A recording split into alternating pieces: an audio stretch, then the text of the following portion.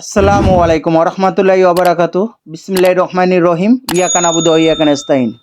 It's Ashraful Islam Lalon, Ashraful Islam Lalon Italy Facebook page এবং YouTube channel, যে যেখান থেকে দেখছেন সবাইকে আন্তরিক ভালোবাসা ও অভিনন্দন।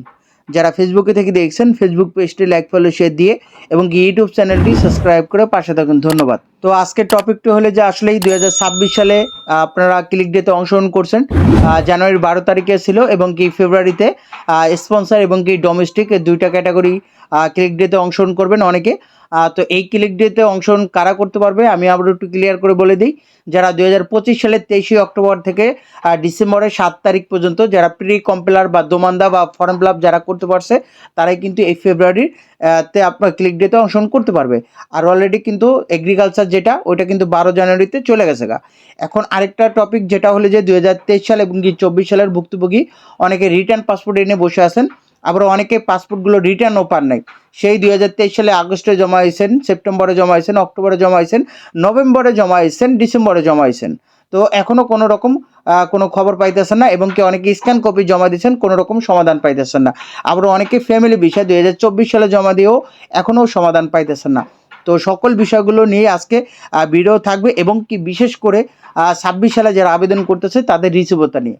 তো আপনাদেরকে আমি একটা রিসিভতা দেখাই যে এই যে রিসিভতাটা এটা আপনারা দেখেন যারা 23 সালের ভুক্তভোগী, 24 সালের ভুক্তভোগী এবং 25 সালে যারা নুলস্তা পেয়েছিলেন। তো আপনারা জানেন যে রিসিভতাটাও আপনারা পাইছেন। তো রিসিভতার মধ্যে দেখেন যে আপনারা দেখছেন এরকম একটা কাগজ পাইছেন। তো রিসিভতা এখানে আপনার নামটা ছিল, তো এখানে নামটা এরকমভাবে পাশাপাশি লেখা থাকতো।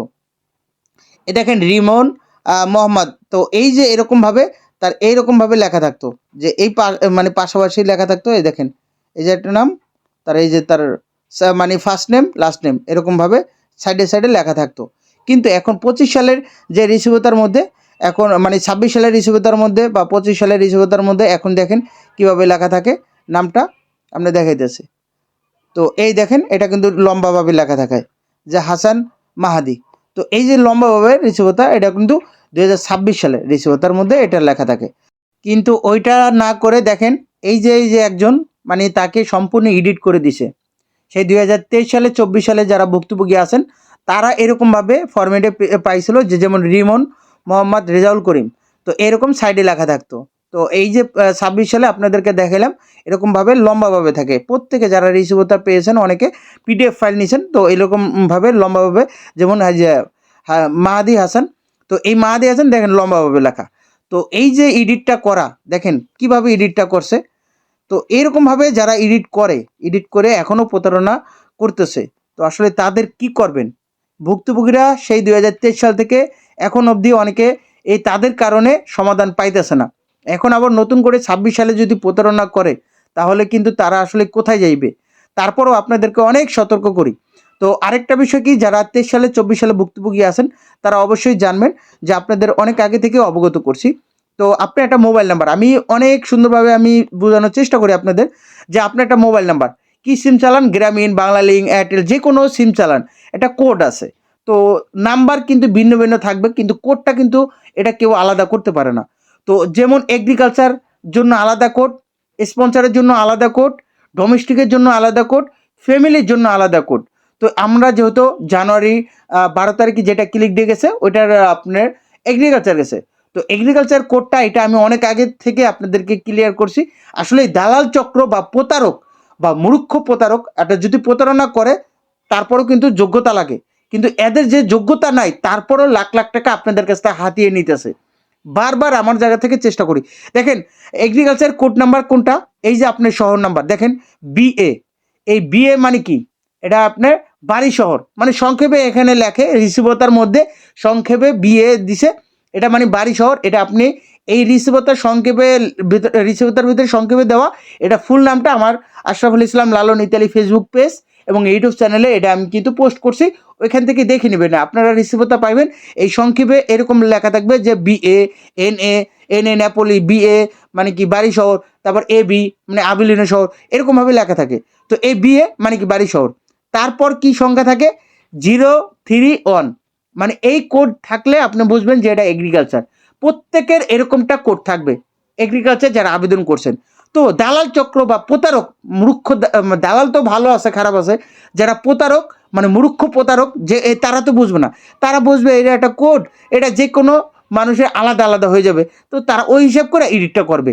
কিন্তু এই যে এইভাবে বলে দিই, তারা তো এখন সচেতন হয়ে যাবে। যারা প্রতারকগুলো ভিডিওগুলো আমার দেখে, এই প্রতারকগুলো দেখেন, এখান থেকে শিক্ষা নিয়ে ওরা আবার এরকমভাবে নিখুঁতভাবে প্রতারণা করবে। তো এই যে দেখেন মেহেদি হাসান লম্বাভাবে লেখা, এটা কিন্তু অরিজিনাল। এই যে যেটা দেখাতে আসি এটা অরিজিনাল 26 সালে।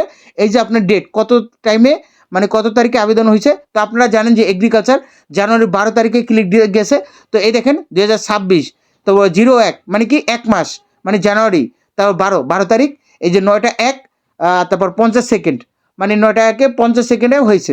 তো এরকমভাবে যত আগে করতে পারে ক্লিক ডেতে অংশ তত ভালো। তো এমন যে আপনি পরে করছেন বা আপনি বিষয় পাবেন না এরকমটা না। দেখেন আপনি আগে ক্লিক ডেতে অংশগ্রহণ করছেন, আমি ক্লিয়ারভাবে বলি যে আপনি আগে করছেন, কিন্তু আপনার ডকুমেন্টগুলোর সমস্যা আছে, পরেরটা দেখবে। পরেরটা এখন আপনি আগে করে ফেলাইছেন কিন্তু ডকুমেন্টে কোনো মিল নাই, আপনি বিষয় পেয়ে যাবেন এরকমটা না।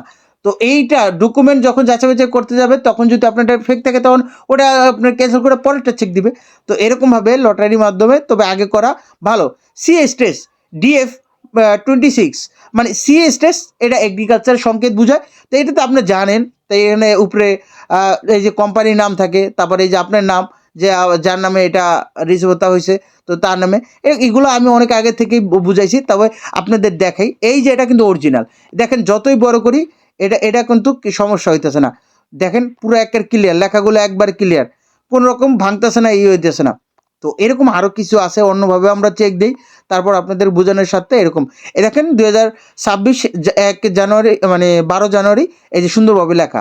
তো এখন আমি ফেকটা দেখাইতেছি, ফেকটা দেখলে আপনি বুঝবেন। এই যে ফেক, এইটা এটা এই ফরম্যাটটা ছিল কি 2023-24 সালে। তো ওই ফরম্যাটেই এখন প্রতারক যে ফরম্যাটটাই জানে না, 26 সালে যে কোন ফরম্যাটে রিসিভতা হইতেছে ওই ফরম্যাটটাই জানে না। এখানে এই যে রিমন মোহাম্মদ রেজাউল করিম, তো এই দেখেন এই যে সাইড লেখা এই নাম, কিন্তু এটা 23-24-এ চলে গেছে এই ফরম্যাটে, এই ফরম্যাটে এখন হয় না। আর এই যে আপনাদের বলছিলাম এখানে কোড নাম্বারটা, হ্যাঁ 03 থাকবে, 03 কোথায়, এখানে 65 লিখেছে, এলটি লাতিনা শহর, লাতিনা এলটি দিছে, ঠিক আছে ভালো, কিন্তু দেখেন কোড নাম্বার ঠিক নেই। এই যে নিখুঁত মানে ভাবে তারা যে এডিটটাও করতে পারে না। তুই যে এডিট করবি ভালো, তোরা সাধুবাদ জানাই, তোরা আমরা যারা ভিডিও বানাই আমরা পামো যে এত নিখুঁতভাবে এডিট করলো, আমরা চোখে ধরতে পারলাম না। তুই এই দুর্বল এডিট করে মানুষের কাছ থেকে লাখ লাখ টাকা হাতায় নিতে আসত, মানে এরকম শত শত প্রতারক আছে। তো আসলে এদের থেকে আপনারা কি মানে এই যাবৎ কি আপনারা তাদের কাছ থেকে রক্ষা পাইবেন, এটা আসলে আল্লাহ তাআলা ভালো জানে। তারপরে নিজেকে সচেতন রাখবেন। এবং কি আমি বলি আপনারা মাধ্যমে টাকা দেন, এটা আমি বলি যে সঠিক একটা মাধ্যম হলে ভিসা আপনার, কেউ ঠেকাইতে পারবে না, ইতালি ভিসা আপনার। কারণ কি ইতালি যাওয়াটা অনেক সহজ, খালি সঠিক একটা মাধ্যম। যে কেউ এখানে আমি কই আপনি কই, সঠিক একটা মাধ্যম না থাকলে আপনি যেতে পারবেন না। এই মাধ্যমে আপনার জন্য কাজ করবে ইতালি পেপুত্রা, যে আপনাকে ভিসা দিবে না এরকমটা আপনার সাথে শত্রু নাই, কারোর সাথে বন্ধু নাই। বাংলাদেশে যেমন মানে মামা চাচা থাকলেই যে সরকারি চাকরি পাওয়া যায়, এরকম যে ইতালি মামা চাচা থাকলেই যে ইতালি ভিসা পাওয়া যায় এরকমটা না। দূর সম্পর্ক মানুষরাও ইতালি যেতে পারে, কারণ সঠিকভাবে কাজ করতে হইব, সঠিকভাবে ওটা প্রসেসিং করতে হবে, তাহলে আপনি ভিসা পাবেন। তো এই যে সম্পূর্ণ এটা ফেক, এটা 23-24-এ এরকম ফরম্যাটটা ছিল, কিন্তু এই ফরম্যাটে থাকা সত্ত্বেও কিন্তু এটা যে 23-24-এর সঠিক একটা বা অরিজিনাল রিসিভতা এটাও বলা যাবে না, কারণ ও তো এডিটই করতে পারে না। ও কোড নাম্বার এলটি দিছে 65 লিখেছে, 65 এখানে 03 হইব, 031 হইব, কিন্তু ও এটা ওইটাই এডিটটা জানে না, ওইটাই জানে না, তারপরও লাখ লাখ টাকা হাতে নিতেছে। তো এখন বলতে পারেন যে ভাই আমি তো রিসিভতা বা আবেদনের ক্ষেত্রে আমি 1 লাখ দিয়ে দিছি, এখন কিছু করার নাই। এই জন্য আমি ফার্স্টে বলছিলাম আবেদন করবেন ভালো, ইতালি ভিসা আপনার, কিন্তু সঠিক একটা মাধ্যম প্রথমে নির্বাচন করবেন। আপনি একটা ব্যবসা বাণিজ্য করতে যাবেন, আপনার ওই স্থান নির্বাচন করতে হবে। আর আপনার ওই স্থানটা পরিবহনযোগ্য না, বা আপনি এই যে উৎপাদন যে করবেন প্রোডাক্টটা, এটা যে উৎপাদন স্থান থেকে এটাকে ভোক্তার নিকট পৌঁছানোর জন্য যে আপনার পরিবহন ব্যবস্থা লাগবে বা আপনার যে কোনো যানবাহন ব্যবস্থা লাগবে, এটা কিন্তু আগে নিশ্চিত করতে হইব বা এটা পরিকল্পনা করতে হইব। আপনি যে আবেদনটা করতেছেন এই আবেদনের মাধ্যমটা আপনার কিভাবে কাজ করবে, বা আপনার সেই মাধ্যমে সাকসেসগুলো দেখবেন, এবং কি সে কীভাবে আদৌ কি ভিসা কারণ নিতে পারছে নাকি ইতালি ভিসায়। তো এগুলো আপনাদের দেখতে হইব, অবশ্যই দেখতে হইব। আর যারা 23-24 সালের ইতালি ভিসা ভুক্তভোগী, আপনারা এখনও অপেক্ষা আছেন রিটার্ন পাসপোর্ট পাইয়া, অনেকে রিটার্ন পাসপোর্ট হাতে নিয়ে বসে আছেন। আপনাদের মধ্যে যদি অনেকে আছে যে ইনটামিন রিটার্ন, বা আপনার অনেকের আরেকটা আছে যে হ্যাজ বিন রিসিভ বা এরকম কিছু থাকে, বা অনেকের স্ট্যাটাস দেখায় যে আপনার অনেকের মধ্যে যদি রেডি ফর কালেকশন এসএমএস আসে, তাহলে আপনারা কিন্তু ওই যে আপনার মেন পাসপোর্ট বই আপনার কাছে থাকলে 100% রিজেক্ট। তো রিজেক্ট পেপার অনেকে বলেন যে রিজেক্ট পেপার কোথা থেকে কালেক্ট করবো, আমি তো রিটার্ন পাসপোর্ট ঢাকা থেকে কালেক্ট করছি, আমি জমা দিয়েছি সিলেট, আমি জমা দিয়েছি চট্টগ্রাম, তো আমি ফার্স্টে যেখানে জমা দিয়েছেন ওইখান থেকে আপনার রিজেক্ট পেপারটা কালেক্ট করবেন। হ্যাঁ, এটাই মেন কথা। আপনি যদি রিটার্ন আইনেও থাকেন ওই জায়গা থেকে, তারপর আপনার মেন যে ফার্স্টে জমা দিয়েছেন ওইখান থেকে কালেক্ট করবেন। আর যারা রিটার্ন পাসপোর্ট পান নাই, 23 সালে 24 সালে জমা দিয়েছেন, আসলে আপনাদের আসলে দুঃখজনক ব্যাপার। আমি একটা বিষয় এখন বলতেছি না, একটা বিষয় আপনাদের ক্লিয়ার বলছিলাম যে আপনার পাসপোর্টটা আদৌ কি তাদের কাছে আছে এটা অনিশ্চিত। কারণ এমনও ঘটনা হয়েছে পাসপোর্ট বিভিন্ন জায়গা থেকে কালেক্ট করা হয়েছে। কারণ বিভিন্ন জায়গা বলতে কি, যে আপনার পাসপোর্টটা বিএফএস গ্লোবাল থেকে অন্য জায়গায় চলে গেছে, অন্য জায়গা থেকে কালেক্ট করছে। এই বিষয়টা পরবর্তী আমি এই বিষয়টা এখনও ঝুলাই রাখছি, আমি এটা ভিডিও সহকারে প্রমাণ সহকারে আপনাদেরকে বলবো। আসলে একটা ঝামেলা হয়েছে, কারণ রিটার্ন পাসপোর্টও পাঠাই, মেন পাসপোর্টও তারা বলতেছে দিয়েছে, কিন্তু সেই পাসপোর্ট আরেক জায়গা থেকে কালেক্ট করতে হয়েছে। এটা এখন আমি ক্লিয়ার করব না, কারণ এখানে একটু ঝামেলা আছে। তো এটা যখন আমি ওই ঝামেলাটা তার ক্লিয়ার হয়ে যাবে, তখন আপনাদের কাছে এই বিষয়টা ভিডিও সহকারে প্রমাণ সহকারে আমি বলবো। তবে এখন যারা ভিসা পাইতেছে, কারা ভিসা পাইতেছে, যারা সুই আপডেট করতে পারছে তারাই ভিসা পাইতেছে। এখন আপডেটটা জিনিসটা কি, আপডেট ইচ্ছা করলে সব মালিকে করতে পারবে না, আপনার যোগ্যতা থাকতে হইব। আপনার কোম্পানি পানের দোকান, আপনি 50 জনের কর্মী নিবেন, এটা কি যোগ্যতা আপনার? অবশ্যই না। আপনার আপডেটটা কি, যে আপনার লাইসেন্স করতেছেন, এই লাইসেন্স করতে গেলে আপনার বর্তমান পরিস্থিতি এইগুলো আপনার ওইগুলা দিয়ে কিন্তু আপনার আপডেটটা করতে হয়। তো বর্তমান যখন আপনি দিতে যাবেন, তখন আপনি যদি ওই যে 5 জনের জায়গায় 10 জন আবেদন করছিলেন, তো এখন 10 জনেরটা তো আপনি দিতে পারবেন না। তো ওইটাই আপডেট, আপনার মালিকের ডকুমেন্টটা ওটাই তাকে প্রুফ আকারে দেখাইতে হবে যে না আমার সব কোঠা খালি আছে, এই যে আমি তাকে চাই। এইরকম আপডেটটা, এটা আপডেট মালিক হলেই আবেদন করতে পারে বা আপডেট করতে পারে না। ইতালি এতটা সহজ না, আবার এতটাও কঠিন না। সলিড আপনার জন্য সহজ, আপনার প্রতারক আপনি কিছুই করতে পারবেন না। তো এইটাই বলবো যে ভিডিওটা বড় হয়ে যায়, তারপরে রিসিভতার ক্ষেত্রে আমি এগ্রিকালচারের ক্ষেত্রে আমি ক্লিয়ার বলে দিই।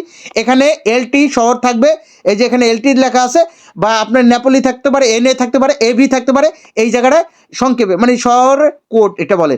তা ওই কোডের এই পাশে 031 থাকবে এগ্রিকালচার, যারা এই আপনি মিলাই নেন, এবং কি 33 কেবি নলস্তা। আরেকটা বিষয় বলি, 33 কেবি 1 কেবি কম বা বেশি হইতে পারে। আমি ওই দিন গেলা জাতীয় বিশ্ববিদ্যালয়ে কয়েকজন আপু এবং কি আমার ভাই ব্রাদারকে আমি ফর্ম ফিল আপ করে দিলাম। তো তাদের মধ্যে দেখলাম যে এই যে তাদের ফর্ম ফিল আপের যে তাদের ফর্মটা, ওইটা অনলাইন থেকে যখন ডাউনলোড দেয়, কারো 33 কেবি থাকে, তাদের কারো 65 কেবি থাকে, তো আবারও কারো 64 কেবি দেখতেছি। কারণ আপ ডাউন করে, যখন নেটওয়ার্কের সমস্যা দেয় তখন কেবিটা একটু আপ ডাউন হয়। তো এটা এই বলে না ওই 63 জায়গায় যে 200-300 হয়ে যাবে, এরকমটা না। 2-1 কেবি, এই 33 কেবির জায়গায় 32, 33, 34, 35 হবে, বা 38 হইলো, এটা যে ফেক বলবো না, এরকমটাও না। হ্যাঁ, আপনার কেবি যে ওখানে আবার দেখতে হবে যে আপনার রিসিভতার পেজ একটা থাকবে, এই এক পেজ আছে নাকি, এবং কি এক পেজ থাকা সত্ত্বেও যদি 65 মানে 300 কেবি হয়ে যায়, 400 কেবি হয়ে যায়, 500 কেবি হয়ে যায়, তাহলে এটা ফেক, আপনার রিসিভতাটাই ফেক। তবে আপনি ওইটা আবারও 33 কেবি হলেও যে অরিজিনাল এরকমটা বলাও যাবে না, কারণ কি এডিট করে 33 কেবিও বানানো যায়।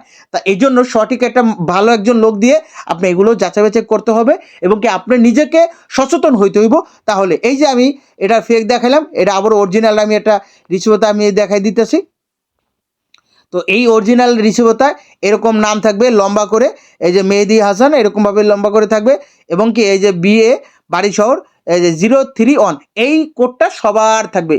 যারা এগ্রিকালচার আবেদন করছেন কোডটা মিলাই নেবেন, এবং কি এই যে নিচে সিএসটেস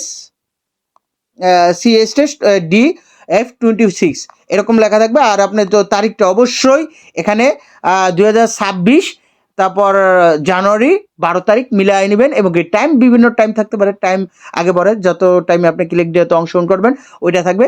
তো এটাই বলবো। তো এতক্ষণ সাথে থেকে ভিডিওটি দেখার জন্য আপনাদেরকে অসংখ্য ধন্যবাদ। আপনারা সুস্থ থাকুন, ভালো থাকুন, আল্লাহ হাফেজ, আসসালামু আলাইকুম।